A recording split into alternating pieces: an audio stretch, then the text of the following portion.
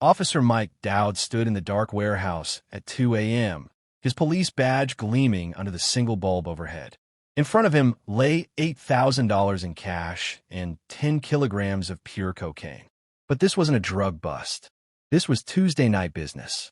And when his partner, Officer Kevin Hembury, walked through that door 5 minutes early, Dowd knew exactly what he had to do. The sound of the gunshot echoed through the empty building, and just like that, a decorated cop became a cold-blooded killer.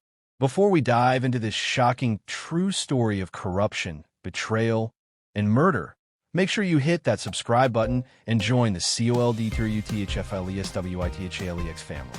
We bring you the darkest, most unbelievable true crime cases every week. You won't want to miss what's coming next. Mike Dowd grew up in a working-class neighborhood in Brooklyn, New York during the 1960s. His father was a factory worker, his mother a school cafeteria lady. They weren't rich, but they had enough. Mike watched his parents work themselves to the bone just to keep food on the table and a roof over their heads. He promised himself that when he grew up, he would do better. He would make more money. He would live the good life. When Mike turned 22, he joined the New York Police Department. It was 1982, and New York City was drowning in crime. Murder rates were through the roof. Drug dealers owned entire neighborhoods. The crack cocaine epidemic was just beginning to sweep through America's cities like wildfire. The police were supposed to be the good guys, the thin blue line between order and chaos.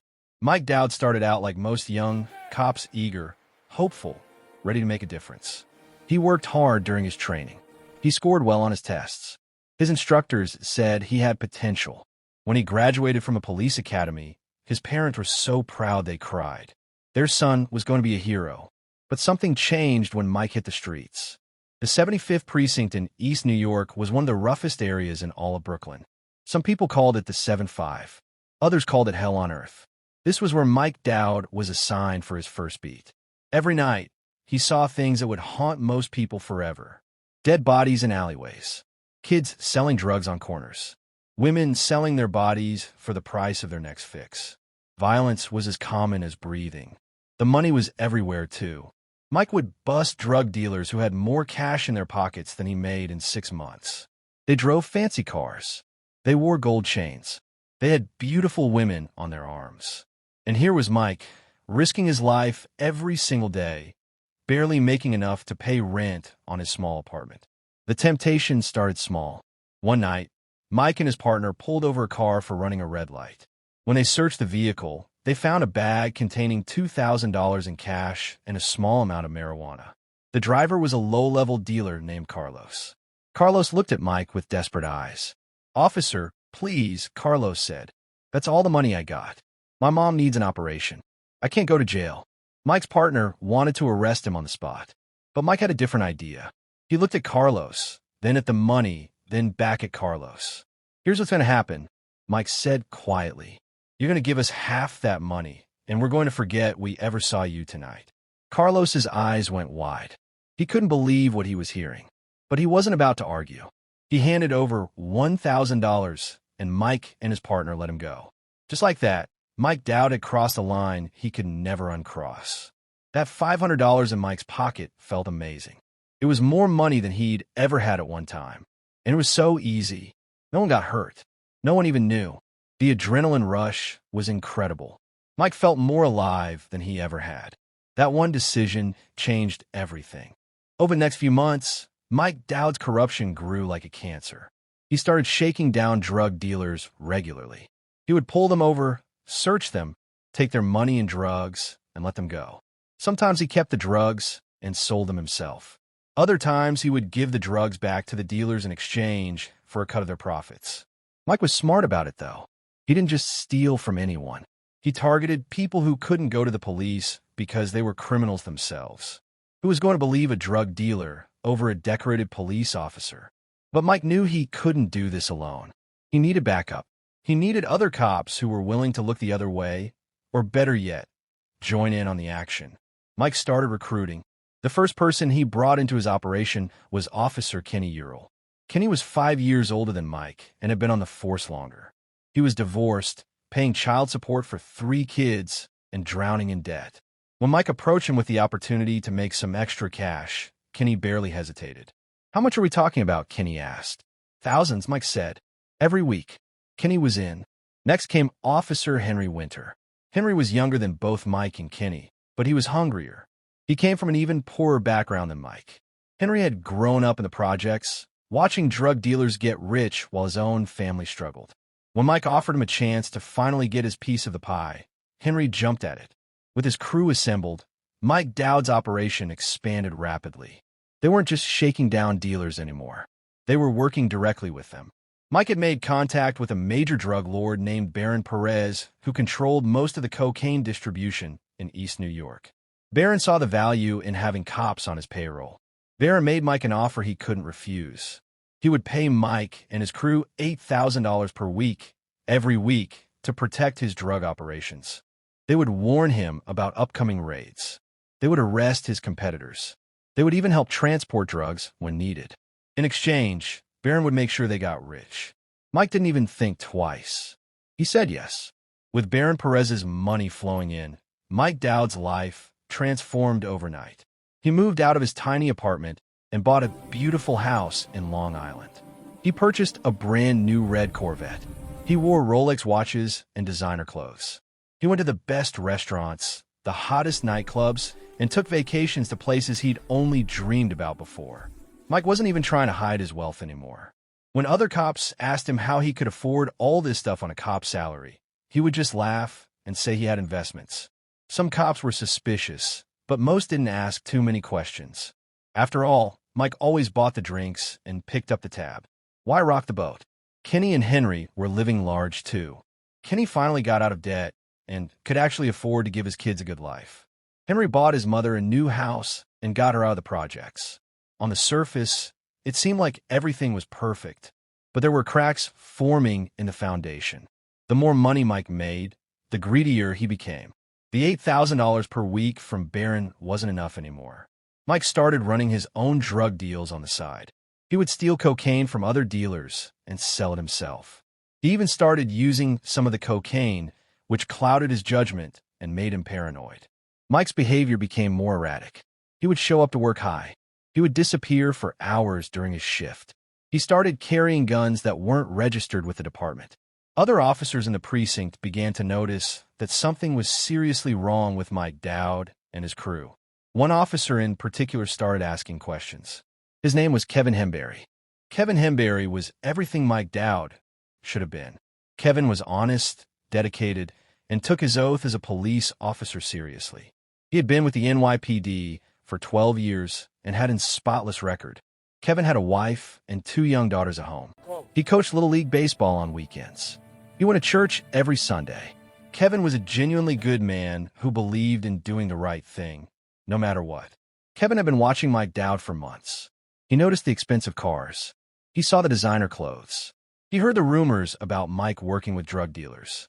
At first, Kevin didn't want to believe it. He wanted to think the best of his fellow officers. But the evidence was becoming impossible to ignore.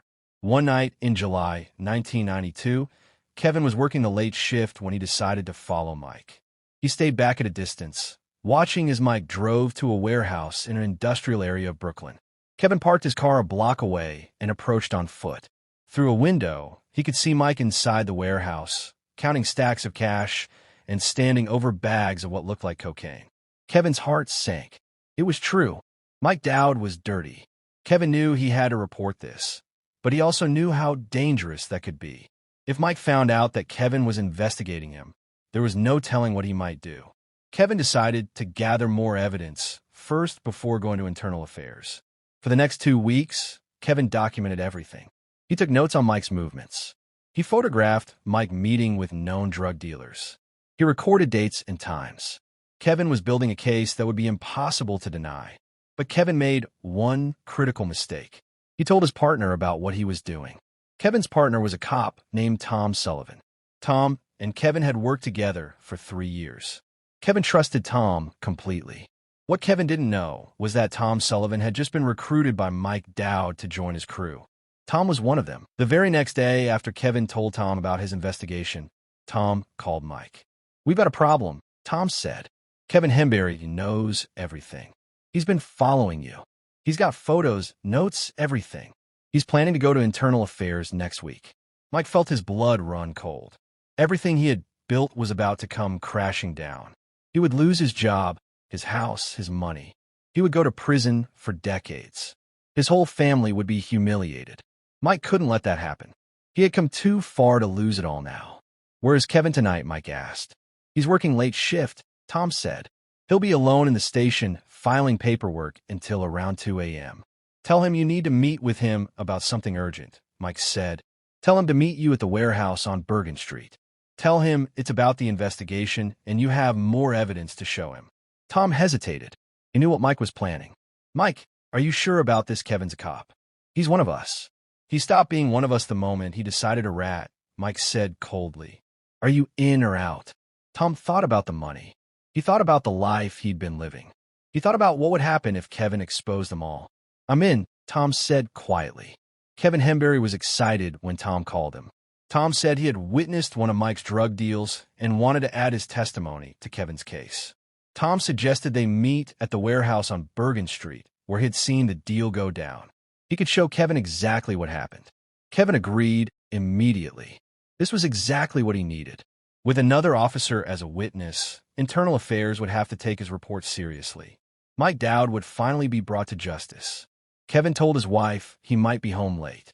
He kissed his 2 daughters goodnight. He had no idea it would be the last time he would ever see them. Kevin arrived at the warehouse at 1:45 a.m. The area was completely deserted. There were no other cars around, no people on the streets. The only light came from a single bulb hanging inside the warehouse, visible through the dirty windows. Kevin got out of his car and approached the warehouse door. It was slightly open. He pushed it wider and stepped inside. "Tom," Kevin called out. "You here?" That's when Kevin saw Mike Dowd standing in the shadows. Kevin's hand immediately went to his gun, but before he could draw it, he heard a voice behind him. "Don't move, Kevin." Kevin turned slowly. It was Tom Sullivan, pointing a gun directly at Kevin's head. Kevin's mind raced. He had been set up. Tom was working with Mike. Kevin realized in that horrible moment that he was in serious danger. "Tom, what are you doing?" Kevin asked, trying to stay calm. "Put the gun down. We could talk about this." Mike stepped forward into the light. Kevin could see cocaine residue under Mike's nose. His eyes were wild, unfocused. Mike was high, which made him even more unpredictable. "You just couldn't leave it alone, could you, Kevin?" Mike said. "You had to play the hero." "Mike, think about what you're doing," Kevin said. "Muck up. I have a family. You kill me, and you'll have every cop in New York hunting you down. They'll never know it was me," Mike said. "This neighborhood has 2 murders every week. You'll just be another cop who was in the wrong place at the wrong time. Besides, who says you're going to die?" For a moment, Kevin felt a flicker of hope. Maybe they were just trying to scare him. Maybe they would let him go if he promised to back off. But then Mike pulled out his own gun. "You have a choice, Kevin," Mike said. "You can forget everything you saw. Destroy all your evidence. Keep your mouth shut. And you walk out of here tonight alive." Kevin looked at Mike, then at Tom, then back at Mike again. He thought about his wife, his daughters, his life, everything he had to lose. But Kevin was a good man, and good men don't make deals with evil. "I can't do that, Mike," Kevin said quietly. "You know I can't." Mike's face hardened. "Then you've made your choice." The gunshot echoed through the warehouse like thunder. Kevin Hembury fell to the ground, clutching his stomach. Blood poured between his fingers. He looked up at Mike Dowd with shock and pain in his eyes. He couldn't believe this was really happening. Mike stood over Kevin, the gun still smoking in his hand. For a moment, he just stared at what he had done. He had crossed a line that could never be uncrossed. He had killed a fellow police officer. He had murdered a good man in cold blood. Tom Sullivan was frozen in place, his own gun still raised but shaking violently in his hand. His face was white as a sheet. "Oh God, Mike. Oh God. What did you do?" "Shut up," Mike shouted. "Help me with this." Kevin was still alive, but barely. He was trying to say something, but only blood came out of his mouth. His eyes were already starting to glaze over. Mike fired 2 more shots into Kevin's chest to finish the job. The warehouse fell silent, except for the ringing in their ears from the gunfire. Mike and Tom worked quickly. They wrapped Kevin's body in a tarp that was already in the warehouse. They carried him out to Mike's car and put him in the trunk. They would dump the body later where it would look like Kevin had been killed in a robbery gone wrong. "What about his car?" Tom asked, his voice shaking. "We'll take it to the bad part of town and torch it," Mike said. "Make it look like car thieves got it." They worked through the night, getting rid of the evidence. They dumped Kevin's body in an abandoned lot in the worst part of Brooklyn. They burned his car in a different neighborhood. They threw his notes and photographs into the East River. By the time the sun came up, it was like Kevin Hembury's investigation had never existed. When Kevin didn't come home that morning, his wife called the police. A missing persons report was filed. A search began. 2 days later, Kevin's body was found by a homeless man searching for bottles. The official story was that Officer Kevin Hembury had been killed in the line of duty, shot by unknown assailants while investigating criminal activity. He was given a hero's funeral. Hundreds of cops attended. There were speeches about his bravery and dedication. His wife and daughters cried as he was laid to rest. Mike Dowd attended the funeral too. He shook Kevin's widow's hand and told her how sorry he was for her loss. He told her that Kevin was a great cop and a great man. He even helped carry Kevin's casket. And then Mike went right back to dealing drugs. For a while, it seemed like Mike had gotten away with murder. The investigation into Kevin's death went nowhere. The cops assumed he had been killed by drug dealers or gang members. They had no idea that one of their own was responsible. But murder changes a person. Mike Dowd was never the same after that night in the warehouse. He started using more cocaine. He became paranoid, constantly looking over his shoulder, jumping at every sound. He couldn't sleep. When he did sleep, he had nightmares about Kevin's face looking up at him as he pulled the trigger. Mike's behavior became increasingly erratic. He would snap at people for no reason. He got into fights. He started making mistakes in his criminal operation. Baron Perez noticed that Mike wasn't reliable anymore and started thinking about cutting ties with him. Kenny Urel and Henry Winter were also getting nervous. They had heard rumors about what happened to Kevin Hembury. They didn't know for sure that Mike had killed him, but they suspected. They started thinking about getting out of the game before it was too late. But the real unraveling began when a drug dealer named Crystal Spivey got arrested. Crystal was a mid-level dealer who had been working in Mike's territory. She had been paying Mike protection money for months. When she got picked up by federal agents on trafficking charges, she was looking at 20 years in prison. The feds offered her a deal, help them take down corrupt cops, and they would reduce her sentence. Crystal knew exactly which corrupt cops to give them. She told the federal agents everything she knew about Mike Dowd. She gave them dates, times, amounts of money, names of other dealers who were paying Mike off. She told them about the drugs Mike was moving. She even told them about the warehouse on Bergen Street, where Mike did his business, the same warehouse where Kevin Hembury had been murdered. The FBI opened a full investigation into Mike Dowd and his crew. They put him under surveillance. They tapped his phones. They tracked his movements. They built a case brick by brick. In May 1992, just 10 months after Kevin Hembury's murder, the FBI was ready to make their move. Mike Dowd was at home when they came for him. It was 6 a.m. on a Tuesday morning. He was asleep in his bed when he heard the loud banging on his door and the shouting. "FBI, open up." Mike jumped out of bed, his heart racing. For a split second, he thought about running. But where would he go? He looked out the window and saw a dozen federal agents surrounding his house, guns drawn. It was over. Mike opened the door and was immediately thrown to the ground. His hands were cuffed behind his back. Agents swarmed into his house, searching every room, every closet, every drawer. They found cocaine in his bedroom. They found over $50,000 in cash hidden in his walls. They found illegal weapons. They found notebooks with details of drug transactions. Everything they needed to put Mike away for life. Kenny Urel and Henry Winter were arrested at the same time. So was Tom Sullivan. Baron Perez and several other drug dealers were also taken into custody. The whole operation was rolled up in one massive sweep. The NYPD held a press conference that afternoon. The police commissioner stood at a podium with a grim face and announced that several officers from the 75th Precinct had been arrested on charges of drug trafficking, corruption, and conspiracy. The media went crazy. This was one of the biggest police corruption scandals in New York history. But they weren't done yet. They still didn't know about Kevin Hembury. Mike Dowd was sitting in an interrogation room at FBI headquarters. He had been there for 6 hours. 2 federal agents had been questioning him relentlessly, laying out all the evidence they had against him. The drugs, the money, the testimony from dozens of witnesses. Mike knew he was finished, but then the agents dropped a bomb. "We know you killed Kevin Hembury," one of the agents said. Mike's blood ran cold. He tried to keep his face neutral, but his hands started shaking. "I don't know what you're talking about," Mike said. The agent slid a photograph across the table. It showed the warehouse on Bergen Street. "We found Kevin's blood in this warehouse. DNA match. He was killed here and then moved. We have phone records showing you and Tom Sullivan called each other multiple times the night Kevin died. We have a witness who saw your car at the warehouse that night." Mike felt the walls closing in. They had him. They knew everything. "We're offering you one chance, Mike," the other agent said. "You tell us exactly what happened to Kevin Hembury, and we'll talk to the prosecutor about taking the death penalty off the table. You stay quiet, and we'll make sure you get the needle." Mike sat there in silence for a long time. He thought about Kevin's face that night. He thought about Kevin's wife and daughters at the funeral. He thought about his own family and what this would do to them. Finally, Mike started talking.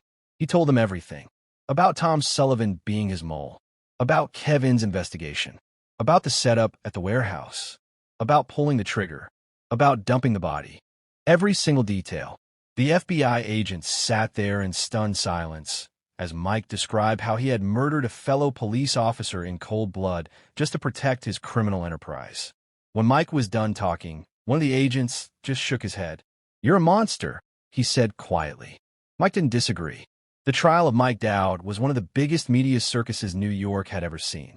Every day, the courtroom was packed with reporters, police officers, and members of the public who wanted to see the dirty cop get what he deserved. The prosecution laid out a devastating case. They had witnesses, they had physical evidence, they had Mike's own confession. They showed how Mike had systematically corrupted the police department. They showed how he had worked with drug dealers to flood the streets with cocaine. And they showed how he had murdered Kevin Hembury to cover it all up. Kevin's widow testified, describing the pain of losing her husband and the father of her children. She looked directly at Mike as she spoke. "You didn't just kill my husband," she said, tears streaming down her face. "You killed our future. You killed my daughter's childhood. You destroyed everything we had. And for what money? You're not a cop. You're not even a human being. You're a demon." Mike couldn't look at her. He stared at the table, his face expressionless. The defense tried to argue that Mike had been under tremendous pressure, that the corruption in the NYPD was systemic, that Mike was just a product of a broken system. But nobody was buying it. Mike Dowd had made his choices, and now he had to face the consequences. Tom Sullivan took a plea deal and agreed to testify against Mike in exchange for a lighter sentence. He described the night of the murder in chilling detail. How Mike had planned it. How they had lured Kevin to the warehouse. How Mike had shot Kevin 3 times. "Why did you go along with it?" the prosecutor asked Tom. Tom hung his head. "Because I was scared of Mike. And because I was greedy. And because I was a coward." Kenny Ural and Henry Winter also took plea deals. Baron Perez and his drug-dealing network were sentenced to long prison terms. Everyone involved in Mike's operation was going down. The trial lasted 3 weeks. When it came time for closing arguments, the prosecutor stood before the jury and spoke with passion. Mike Dowd took an oath to serve and protect, the prosecutor said. Instead, he corrupted everything his badge stood for. He dealt drugs. He stole. He betrayed his fellow officers. And when one good man tried to stop him, Mike Dowd murdered him in cold blood.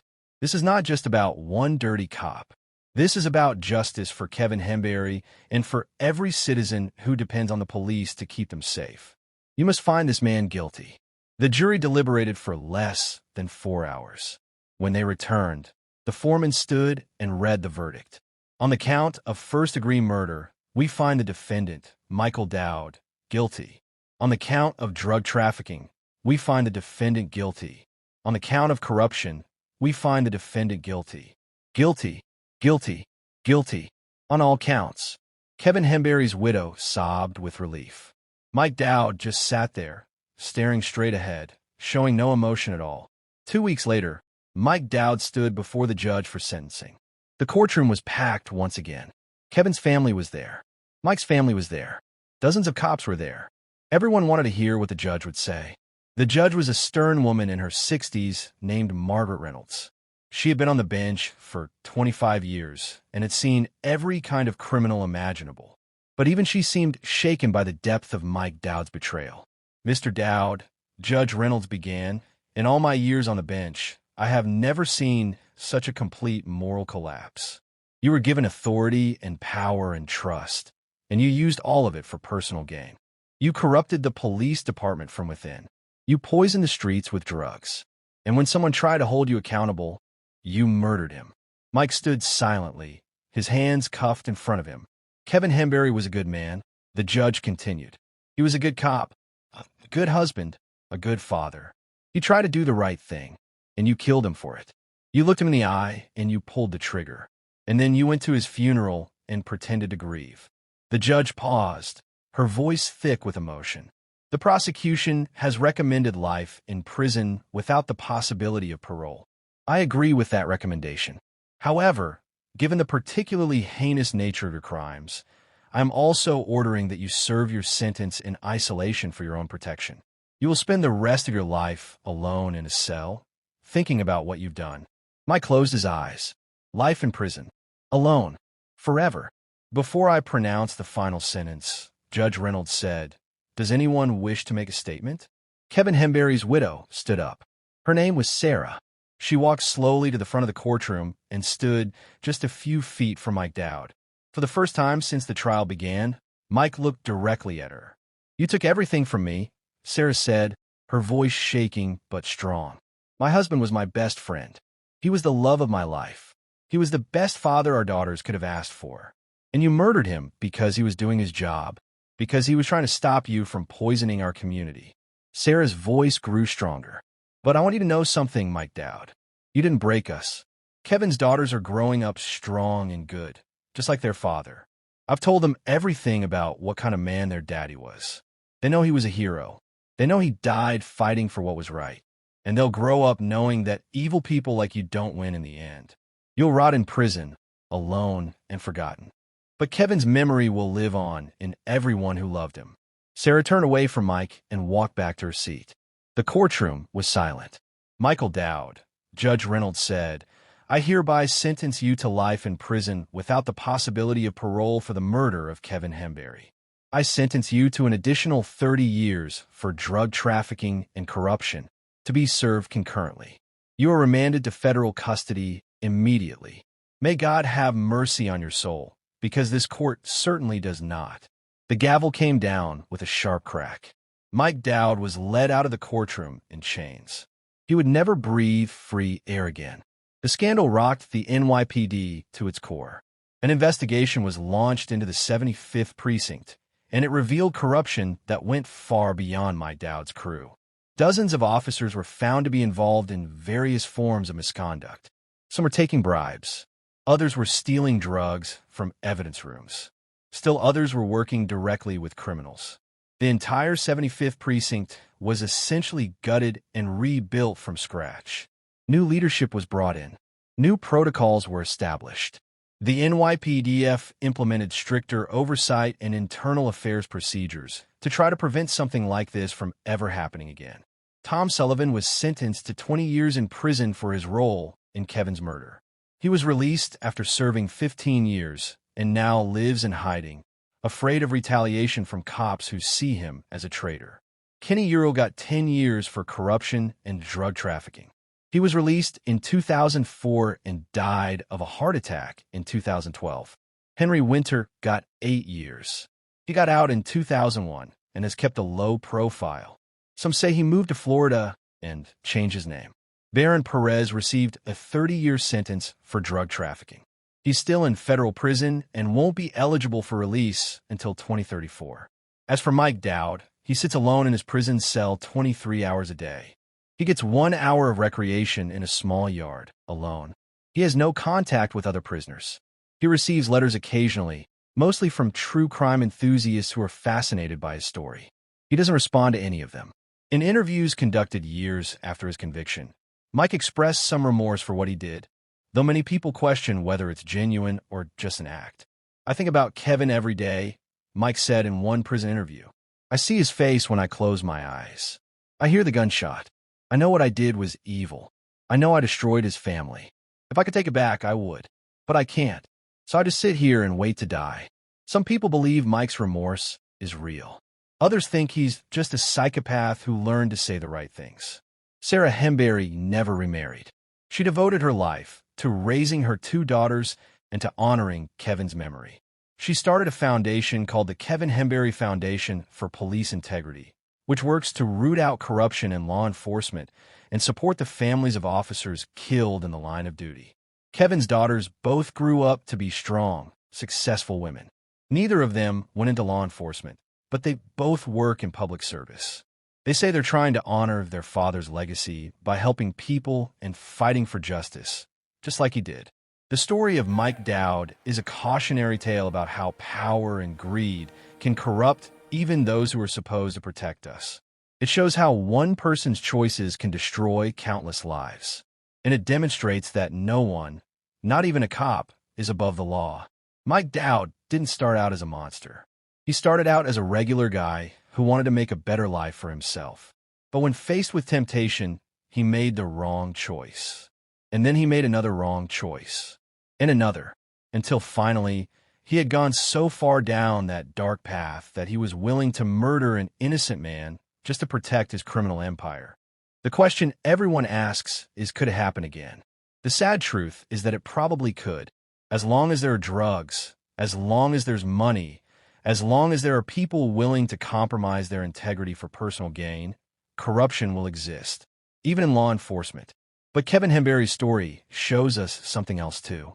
It shows us that good people still exist, that there are still men and women who will stand up for what's right, even when it's dangerous, even when it costs them everything. Kevin knew that investigating Mike Dowd was risky. He knew it could end his career. He probably suspected it could even cost him his life. But he did it anyway because it was the right thing to do. That's what heroes do. They don't think about the cost to themselves. They think about the people they've sworn to protect. The NYPD now has a medal called the Kevin Hembury Medal of Honor. It's given to officers who show exceptional integrity in the face of corruption. It's one of the department's highest awards. Every officer who receives it is reminded of Kevin's story and what he sacrificed. Today, more than 30 years after Kevin Hembury's murder, the people involved in this story have gone their separate ways. Mike Dowd is 64 years old now. He's been in prison for over 3 decades. He's developed heart problems and diabetes from years of poor prison food and lack of exercise. He'll die in prison, just like Judge Reynolds said he would. Some inmates who've seen him say he's become a shell of the man he once was. His eyes are empty. His spirit is broken. He's just waiting for the end. Sarah Hembury is in her late 50s. She never stopped fighting for justice and for police reform. Her foundation has helped dozens of families affected by police corruption. She's become a respected voice in conversations about law enforcement accountability. Her daughters are proud of the work she's done to honor their father's memory. The 75th Precinct is completely different now. It has one of the lowest corruption rates in the NYPD. The reforms implemented after the Mike Dowd scandal actually worked. New safeguards were put in place. Internal affairs became more aggressive about investigating misconduct, and the culture changed. Officers learned that if you see something wrong, you speak up. You don't look the other way, because if you do, you're just as guilty as the person committing the crime. Baron Perez is still in federal prison. He's 69 years old now and in poor health. He's tried multiple times to get his sentence reduced, but every request has been denied. He'll likely die in prison too. The warehouse on Bergen Street where Kevin was murdered has been torn down. A community center stands there now. Inside the center is a small plaque dedicated to Kevin's memory. It reads, Officer Kevin Hembury, a good cop, a good man. He gave his life in the fight against corruption. May his sacrifice never be forgotten. The story of Mike Dowd and Kevin Hembury isn't just a story about crime and punishment. It's a story about choices. Every day, we all face choices between right and wrong. Most of those choices are small, but sometimes we face choices that define who we are as human beings. Mike Dowd was faced with a choice when that drug dealer offered him money all those years ago. He could have arrested the dealer and stayed on the right path. But he didn't. He chose money over integrity. And that one choice led to a cascade of other bad choices that eventually ended in murder. Kevin Hembury was faced with a choice too. When he discovered what Mike was doing, he could have looked the other way. He could have kept his head down and protected himself and his family. No one would have blamed him. But Kevin chose differently. He chose to do what was right, even though he knew it was dangerous. Both men paid a price for their choices. Mike lost his freedom, his reputation, and his soul. Kevin lost his life. But their legacies couldn't be more different. Mike Dowd is remembered as one of the most corrupt cops in American history. His name is synonymous with betrayal and evil. When people talk about him, they shake their heads in disgust. Parents use him as an example of what not to become. His own family has changed their last name to escape the shame. Kevin Hembury is remembered as a hero. His name is spoken with respect and admiration. There are streets named after him. Schools invite Sarah to come speak about Kevin's courage. Young officers joining the NYPD learn about Kevin during their training. They're taught that he represents the best of what law enforcement should be.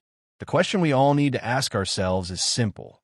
When faced with that crucial choice, which path will we take? Will we choose the easy way, even if it's wrong, or will we choose the right way, even if it's hard? What many people don't realize is that Mike Dowd's corruption had consequences far beyond the people directly involved. His actions created ripples that spread throughout the community and affected thousands of lives. The drugs that Mike helped distribute destroyed families. Young men and women became addicted to cocaine. Some died from overdoses. Others turned to crime to feed their addiction. Children grew up in homes torn apart by drug abuse. Mothers buried their sons. Fathers watched their daughters waste away. The protection Mike gave to Baron Perez allowed his drug empire to flourish. Baron wasn't just selling to adults who made their own choices. His dealers targeted kids. They hung out near schools and playgrounds. They recruited teenagers to work for them. An entire generation of young people in East New York was exposed to drugs and violence because Mike Dowd looked the other way for money. There were also the criminals who should have been arrested, but weren't because Mike was too busy running his operation. Robberies that could have been prevented. Assaults that could have been stopped. Murders that might never have happened if Mike had been doing his actual job. And then there was the damage to public trust. When the scandal broke, people in East New York stopped trusting the police. Why would they if cops were corrupt? Who could you turn to for help? This breakdown in trust made the community less safe because people stopped cooperating with law enforcement. Witnesses refused to come forward. Crime victims didn't report incidents. The damage took years to repair. One woman named Maria Rodriguez lived in East New York during Mike's reign of corruption.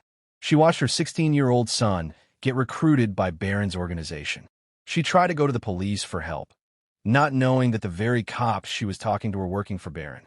Her son ended up getting killed in a drug deal gone wrong. I begged the police to help me, Maria said in an interview years later. I told them my boy was in danger, and they did nothing. Now I know why. They were part of it. They were the ones putting my son in danger. I trusted them, and they betrayed us all. Stories like Maria's are all too common. The true victim count of Mike Dowd's crimes isn't just Kevin Hembury. It's the hundreds or thousands of people whose lives were touched by the corruption and violence that Mike enabled. After Mike's conviction, the NYPD formed a special commission called the Mullen Commission to investigate corruption throughout the entire department. What they discovered was shocking. The commission found that Mike Dowd wasn't an isolated case. There were corrupt cops in precincts all across New York City. Some were taking bribes. Others were stealing. Some were even running their own criminal enterprises, just like Mike had done. But the commission also discovered something even more disturbing. They found that many cops had known about the corruption and had done nothing. They had looked the other way.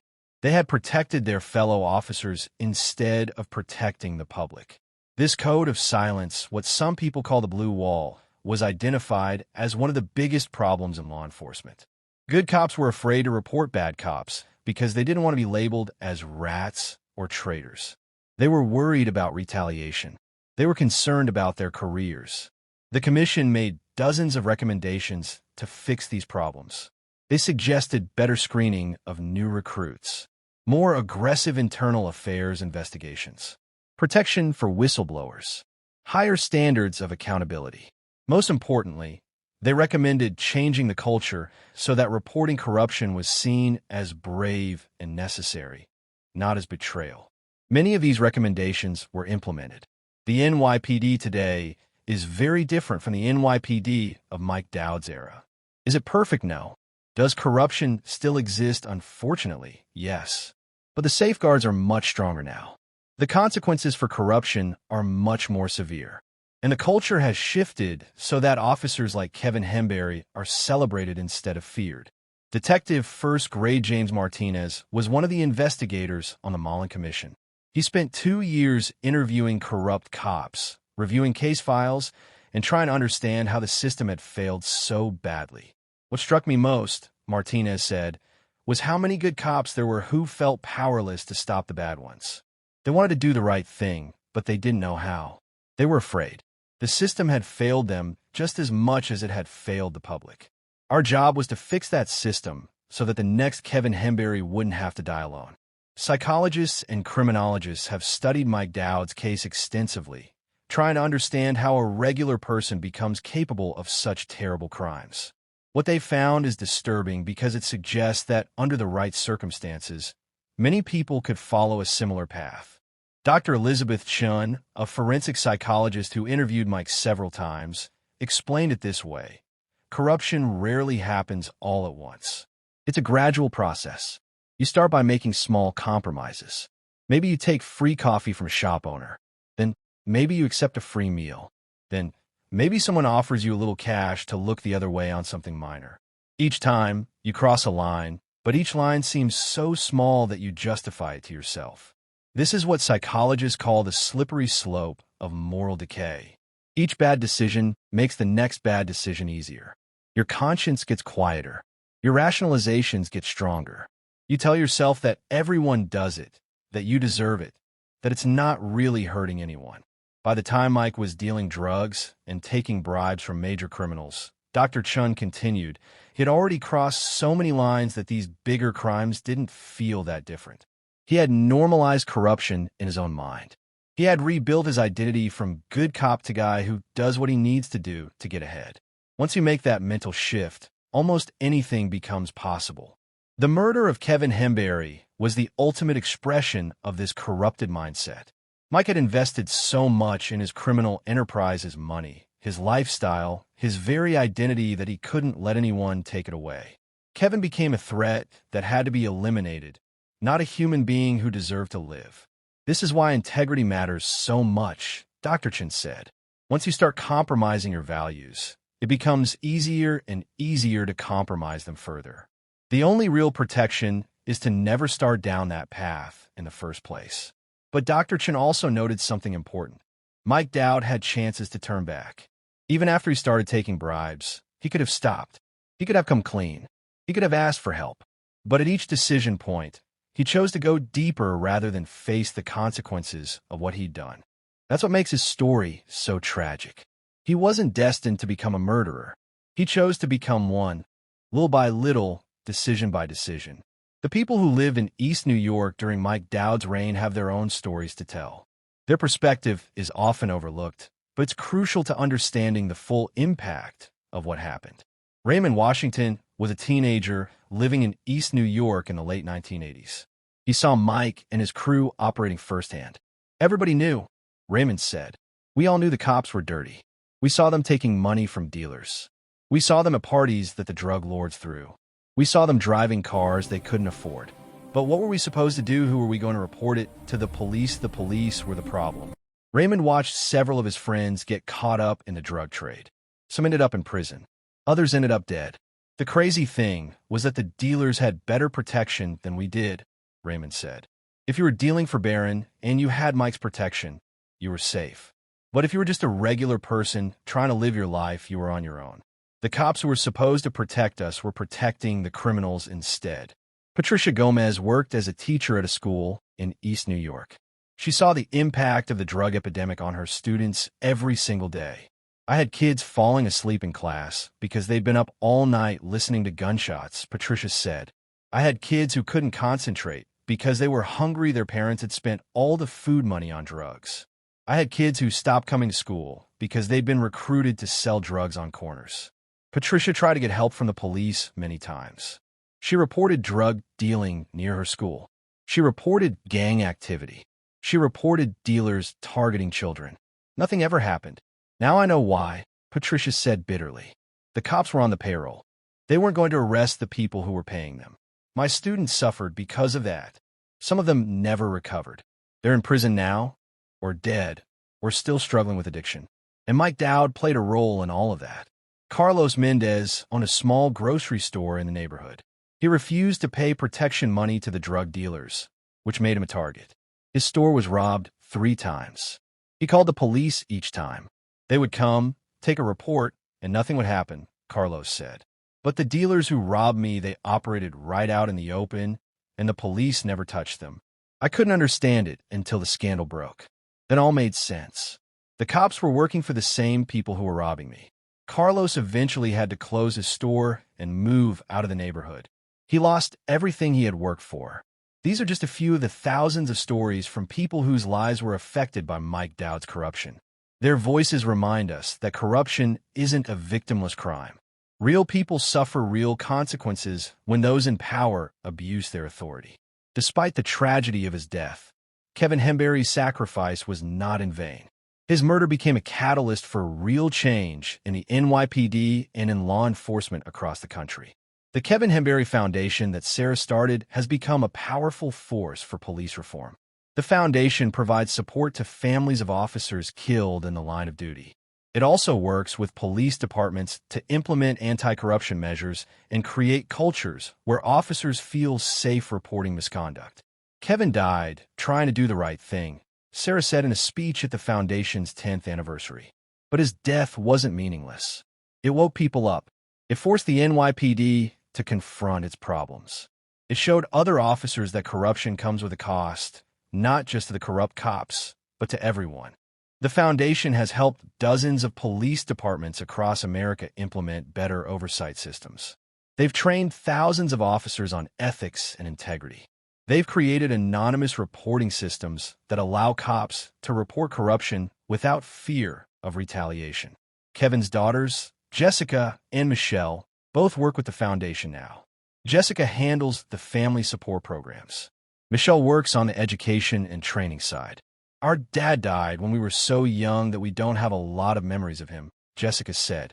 But through the foundation and through meeting all the people whose lives he touched, we've gotten to know who he was. We're so proud to be his daughters. Michelle added, Dad always said that good people have to stand up to bad people, no matter what. That's what he did, and that's what we try to do through our work. We want to honor his memory by continuing his fight. The NYPD has also made significant changes in Kevin's honor. In addition to the medal named after him, there's now a Kevin Hembury training program that all new recruits must complete. The program teaches officers about the dangers of corruption and the importance of integrity. It uses real cases, including Mike Dowd's, to show officers what can happen when they compromise their values. Lieutenant Robert Harris, who teaches the program, takes it very seriously. I make sure every officer who goes through this training understands Kevin's story, Harris said.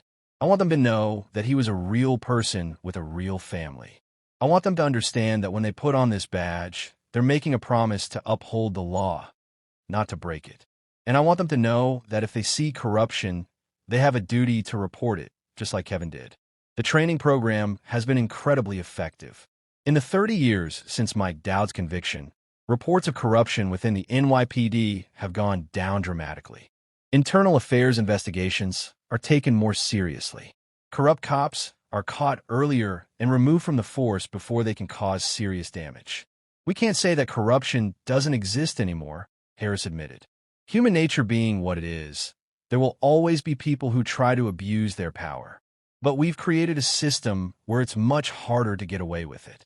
And we've created a culture where other cops won't tolerate it. That's Kevin's legacy. The The story of Mike Dowd and Kevin Hembury raises one final question that each of us must answer for ourselves. What would we do? It's easy to say we would be like Kevin. We like to think we would stand up for what's right, even if it was dangerous. We want to believe we have that kind of courage.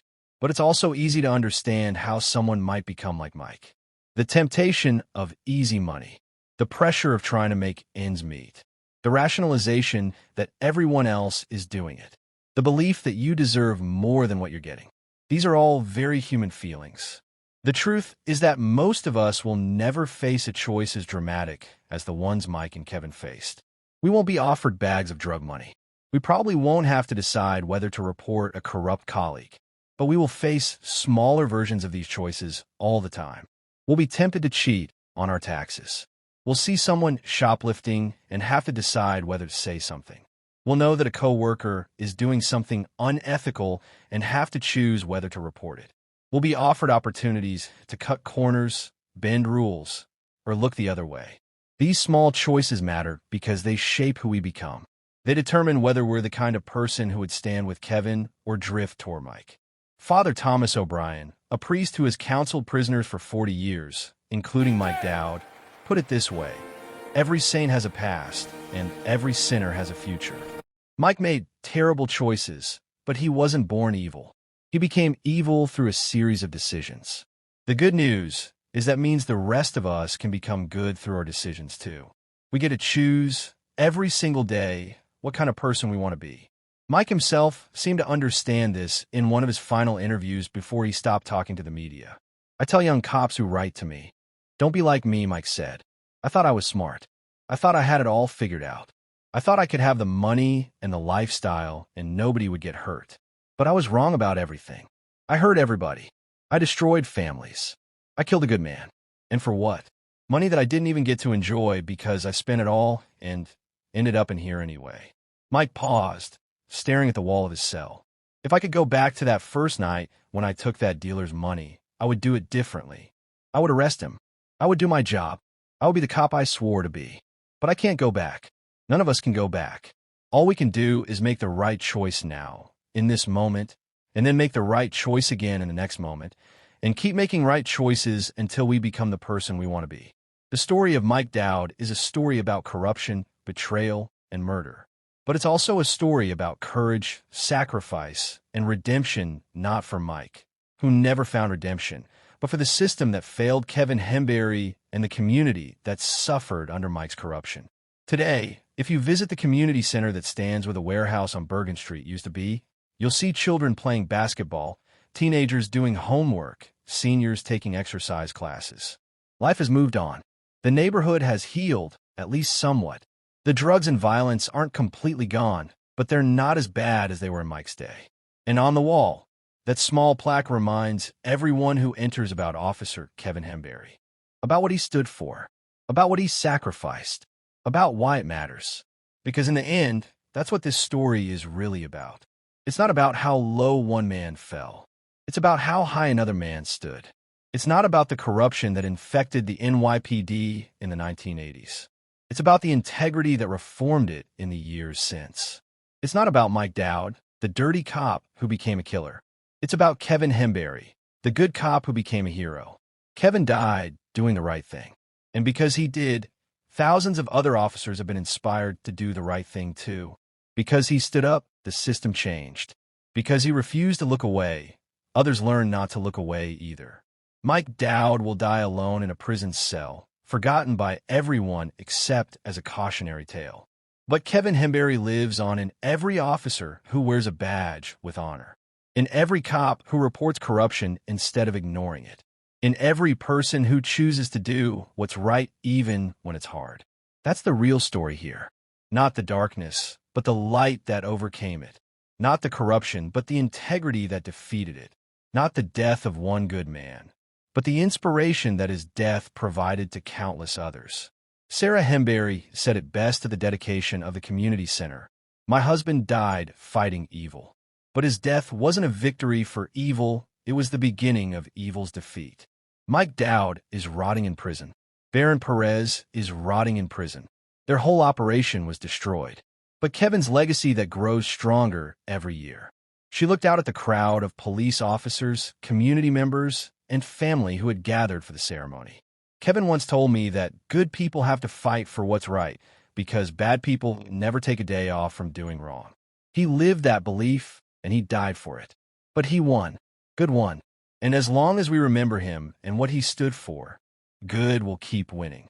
The story of Mike Dowd and Kevin Hembury reminds us that the battle between good and evil isn't something that happens in movies or in faraway places. It happens here, in our communities, in our workplaces, in our own hearts. And we all have to choose which side we're on. Kevin chose, and his choice changed everything. Thank you for watching this episode of ColdTruthFilesWithAlex. If this story moved you, if it made you think, if it reminded you of what really matters, then please hit that like button and share this video. And don't forget to subscribe so you never miss another shocking true crime story. Because the truth might be cold, but it deserves to be told. I'll see you in the next one. Stay safe out there.